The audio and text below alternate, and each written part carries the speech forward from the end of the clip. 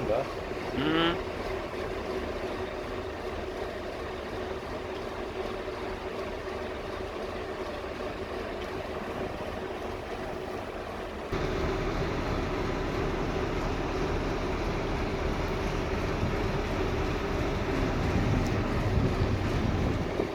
Bir ile uçurda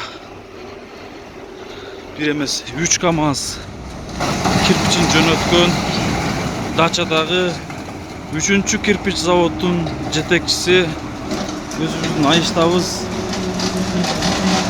Аваз айыштабыз жана агабыз Арстан агабызга ушунчалык терең ырахмат билдирем. Караңыздар, жана ушундай кирпичтер келип экинчи кабаттын иши кызуу башталып турган чагы иншалла.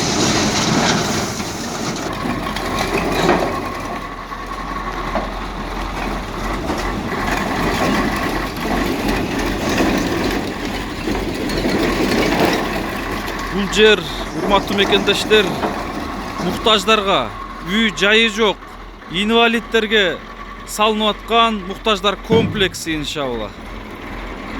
Мынаке бир КамАЗда 4000 кирпич болот. 4000 кирпич биринчи рейси төгүлдү.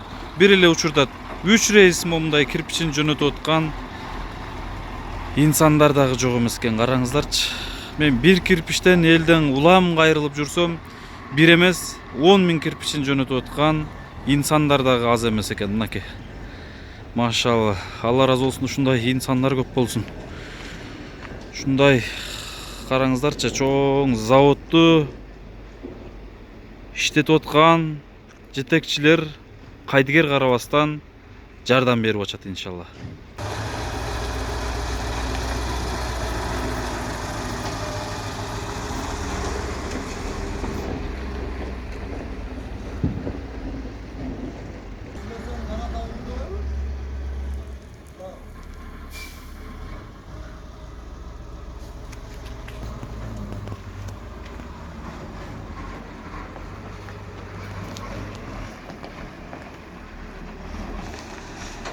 Охо, урматтуу туугандар, кирпичтерди караңыздарчы. Сап-сары, сонун бышкан, тандалган мощный кирпичтер экен мынаке, машалла. Өзүңө эмнени кааласаң, өзгөгө өзүңдөн жогорураак каала деген бизде сөз бар. Караңыздар, момундай заводдун эң алдыңкы таза кирпичтерин алып келип төгүп берип атышат иншалла. Караңыздар. Буга чейин Барпыдагы кирпич заводунун жетекчиси Чымбердиев Ибайдулла агабыз мына ушул биринчи кабатына толук кирпичин ошол Ибайдулла агабыздан алганбыз. 52.000 кирпич алган экенбиз. Ошол 52.000 кирпичтин 5.000-ин Ибайдулла агабыз жардам берген, плюс транспорт маселесине да бүт жардам берген. А могул азыр Дачадагы 3-чү заводдун жетекчиси Аваз деген айыштабыз болот. Ушу атамдын жакын саналаш достору ошол сиздерге. Мына ошол Аваз айыштабыздагы иниси Арстан агабыз менен биргеликте 10.000 кирпичин момундай КамАЗга жүктөтүп, транспорт маселесин дагы өз көтөрүп берип, алып келип төгүп берип аткан жайы иншалла. Туугандар, бул кирпич момундай аңтарып атса, ойлобоңуздар сынып калып атат деп. Жок, сынбайт. Тетриси же кайра ыргытсаң сынат деп коюшат. Бул көтөргөндөн кийин алдыда ушу бир 100 чакты кирпич кичине сынышы мүмкүн. Калганы өзү момундай көрдүңүздөр, мына сүрүлүп эле түшүп калат. Мына азыр 8000 кирпич түштү. Азыр 3-чү КамАЗ кирип келет иншалла.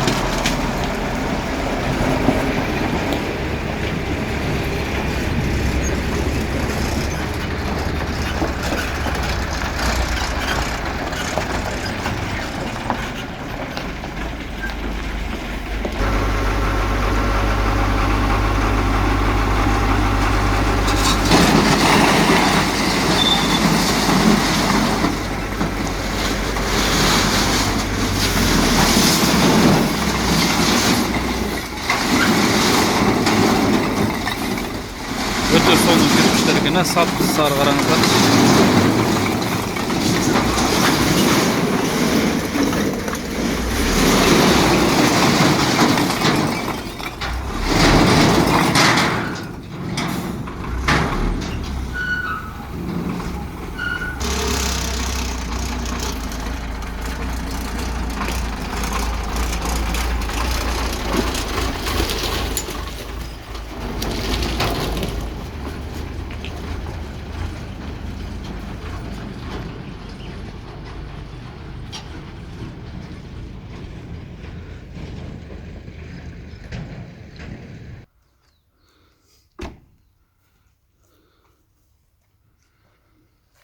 Жақынырақ болсаң болады. Кетті. Ассаламу алейкум, урматтуу кыргыз элим, урматтуу момун мусулман бир туугандар, урматтуу жүрөгү мээримге толгон, жоомарт, берешен инсандар.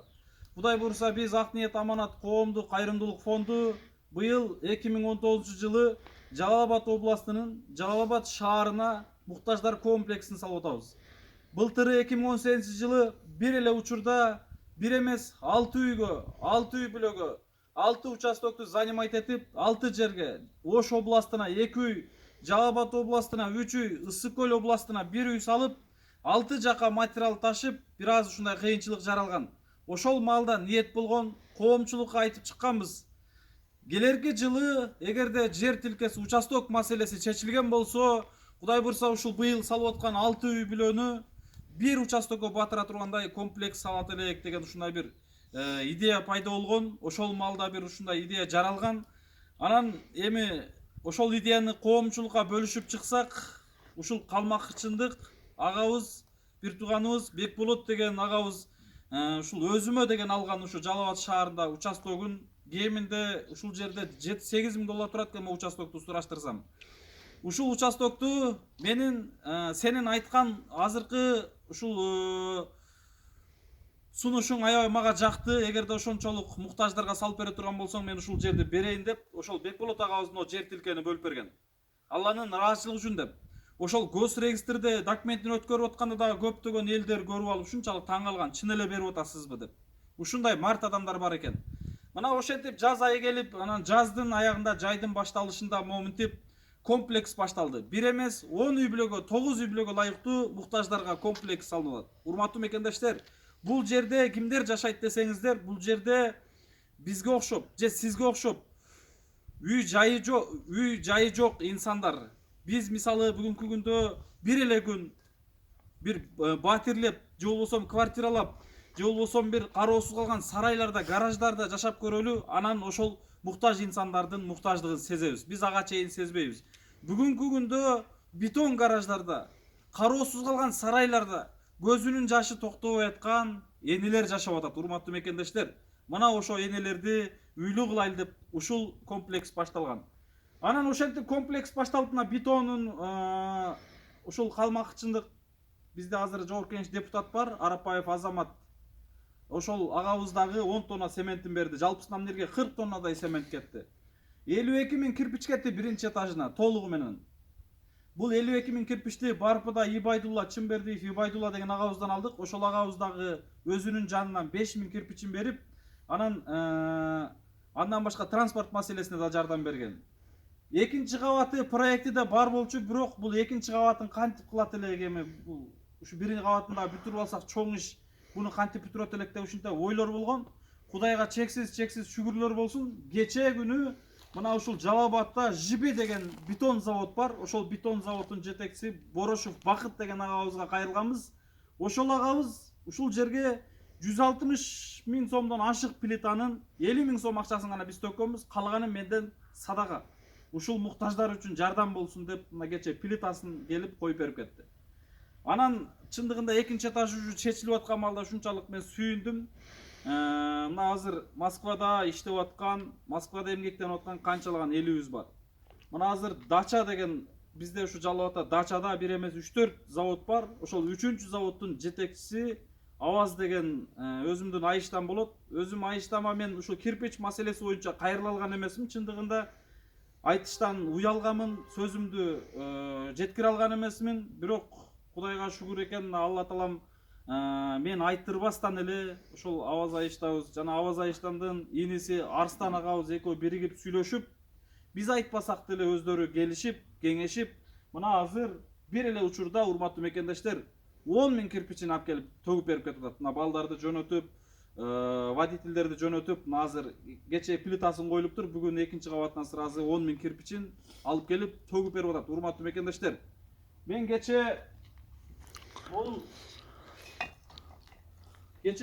мен элге бир эле кирпичке деп ушунчалык кайрылуу жасагам да. Урматтуу мекендештер, ушул видеолорду күнүнө 20 000, 10 000, 30 000 деген киши көрүп атат. Көрүп аткан киши бир эле кирпичтен жардам берсек, бир эле кирпичтин баазы болгону 5 эле сом. 5 эле сом, бир штук сигареттин акчасы. Ушул кирпичке болсо дагы жардам суналуу урматтуу мекендештер деп мен элге кайрылып атсам, мына көрүп атасыздар, бир эмес 10 000 деп кирпичтерин алып келип төгүп берип атышат. Мына азыр водительдер турат, жиберген өз Айыштабыз өзү келбептир. Өзү келгенде да жакшы болмок негизи. Сиздер баягы азыр бул иш боюнча эмеңиздер бар да, маалыматыңыздар бар, Анан азыр элибиз көрүп атат. Азыр кимдин жөнөтүүсү менен, буйругу менен кандай эмеде келдиңиздер, бир элге бир кыска маалымат берип кетсеңиздер. Аты жөнүңүздү тааныштырып. Мен шофёрлор биздер.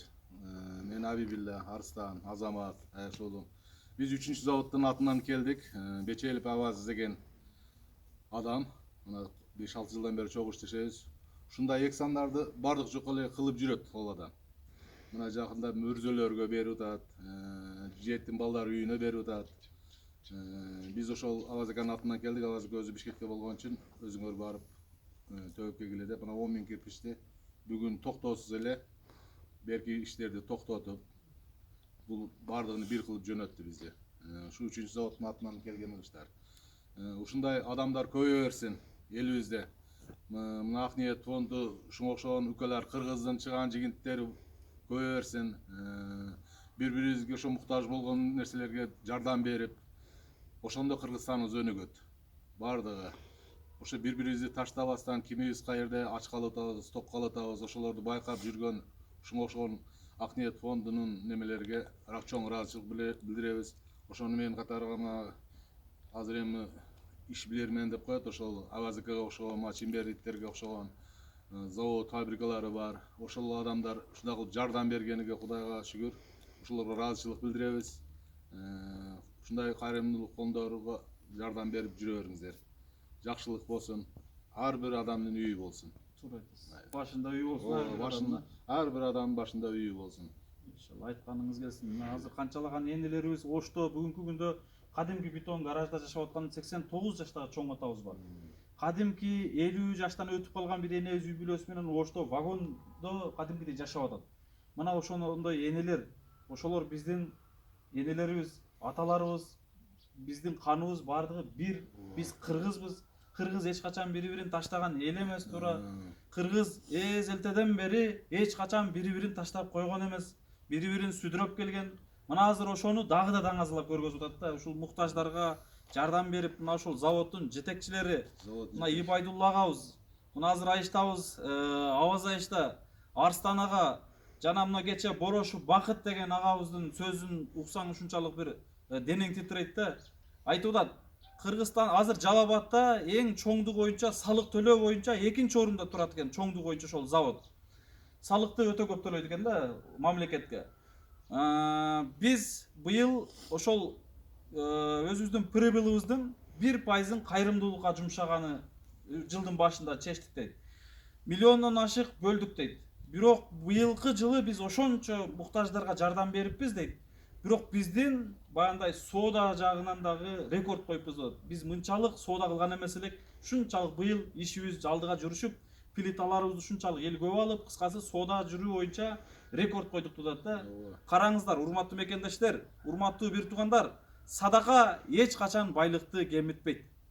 Садака эч качан адамдын байлык мүлкүн кемитпейт, урматтуу мекендештер.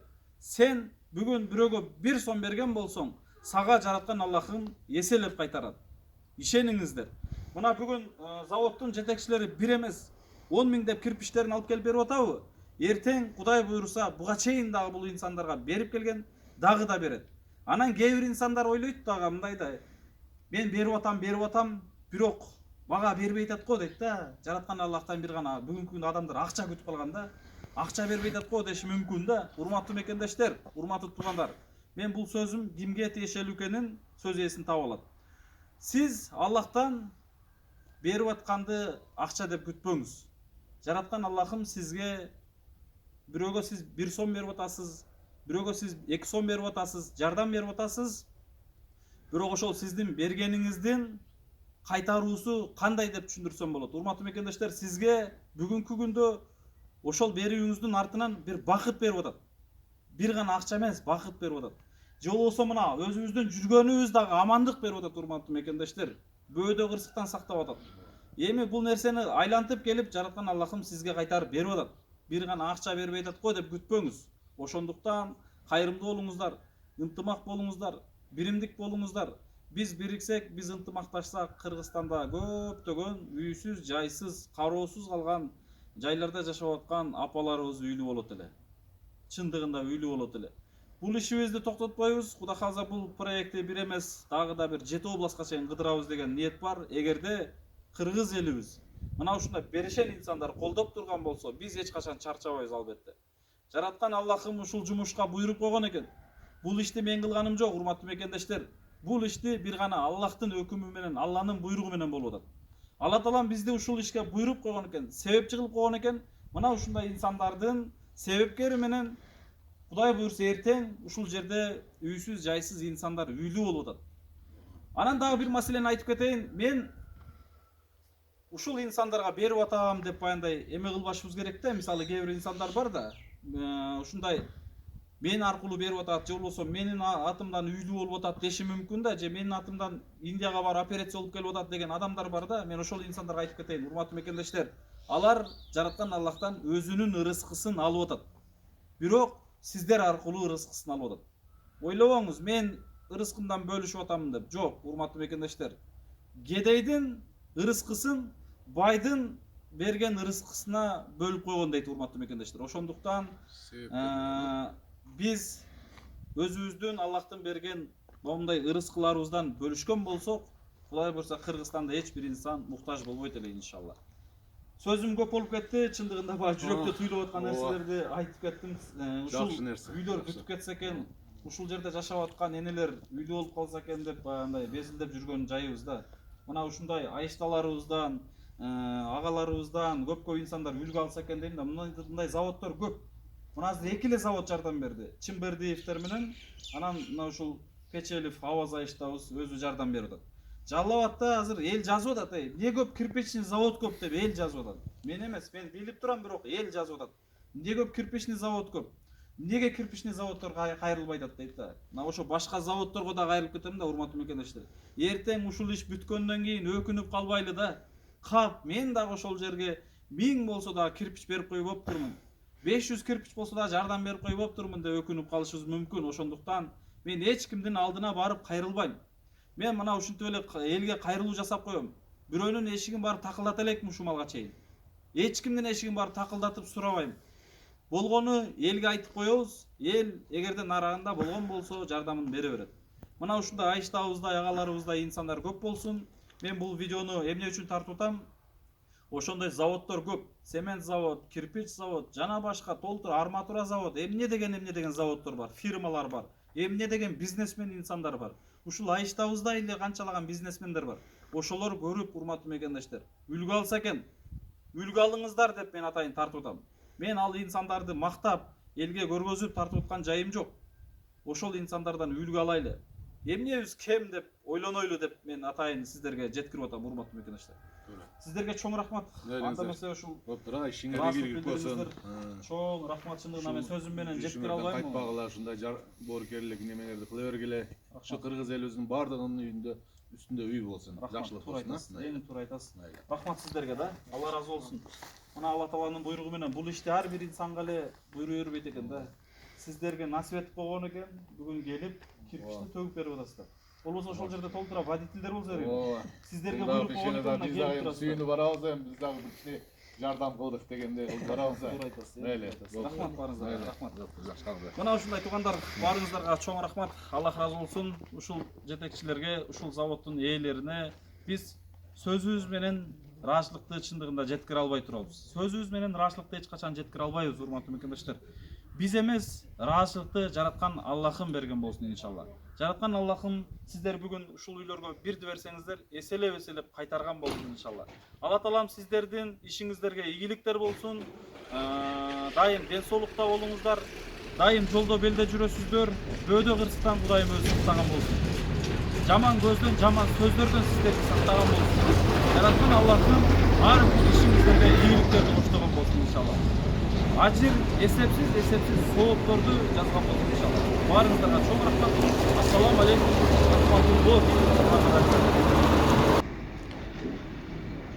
Мынакей караңыздар, эмне деген керемет иштер, эмне деген керемет иштер. Урматтуу мекендештер, мен дагы айтып кетет элем. Сиздер кээ бириңиздерде бүгүн мүмкүнчүлүк бардыр. Кээ бириңиздерде бүгүн мүмкүнчүлүк жоктур. Мен бүгүн көп жардам бере албай калып атам деп кейбеңиздер. Жок дегенде урматтуу мекендештер, сиздер бир кирпич болсо дагы салым кошкон болсоңуздар. Мына азыр бул экинчи кабатынын кирпич маселеси толук чечилген жок еще. Бул 10 000 кирпич келди, экинчи кабатына 25 000 кирпич эсептегенбиз. Дагы 15 000 кирпичи бар. Мына ушул видеолорду күнүнө 10 000, 15 000 деген киши көрөт.